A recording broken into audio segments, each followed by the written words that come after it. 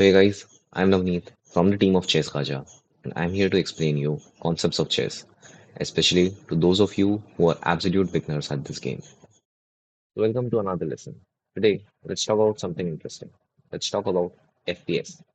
No, I'm not trying to tell you anything about my own recording setup like frame per second, but rather we are going to discuss today forks, pins, and skewers.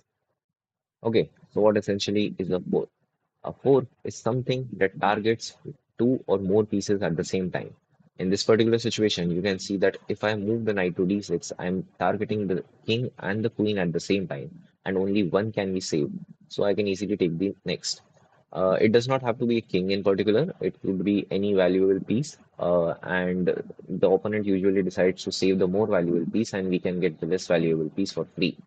I'll just show you a few more examples of both, and they can beware. They can be done with more pieces other than the knight, the pawn, the bishop, the rook, the queen, anything. So look at this particular position. We can see that white has a possibility to create a fourth, and that is simply by moving the pawn to e5. Now the knight and the bishop is dying, and I can take either of them. If he tries to save the bishop, let's say, I can take the knight and vice versa. So fork is usually done with a less valuable piece. Otherwise, they could simply take your piece as well if they could attack it. In case of a knight, they can't really attack a knight because a knight moves uniquely. But in such cases, it might so happen that they take your piece itself. It's right to move in this particular situation. There is a fork here. Try to find it and comment it down below. So I'm sure you all have seen this particular position sometime in your match. It is a very common opening.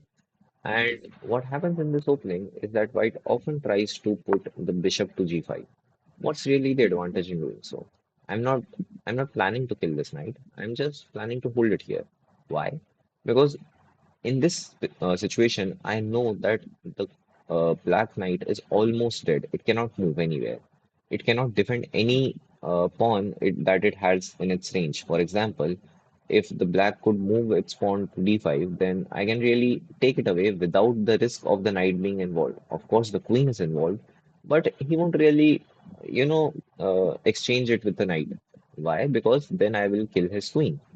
So this particular position is called a pin. So what a pin essentially is, when you hold your piece, making a threat such that the opponent cannot move his less valuable piece. Because if he tries to do so, I'll just attack his more valuable piece.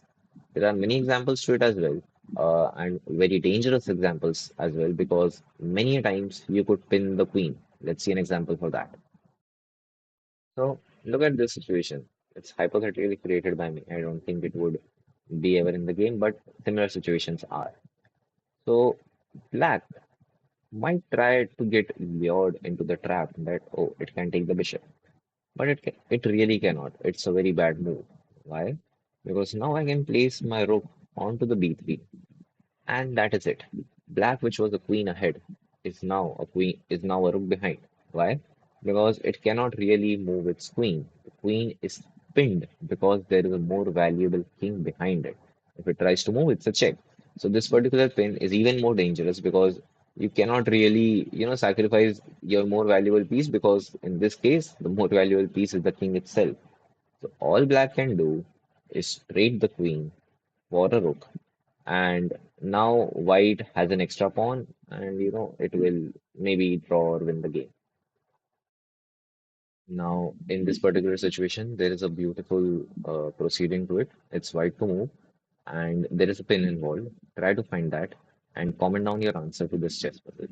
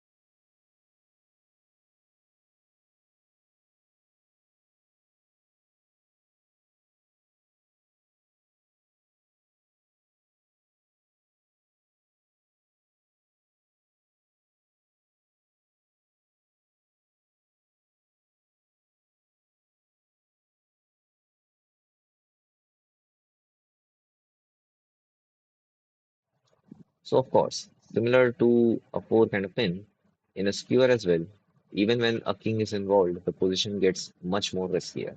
For example, you might argue that, oh, black is winning, it has a queen. But if it is white to move, then white can position a skewer through the black king, and the black king definitely has to move out. And okay, of course, it won't move out there, it might move out here. But again, now the white is winning because it has an extra pawn.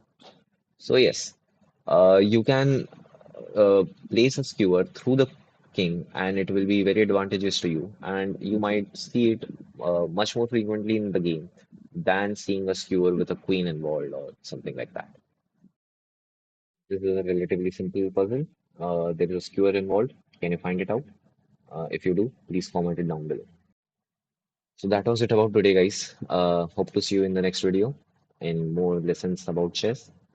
If you want to watch anything in particular, please drop down a comment and we'll definitely create it. And do subscribe to Chess Gaja to watch more such content.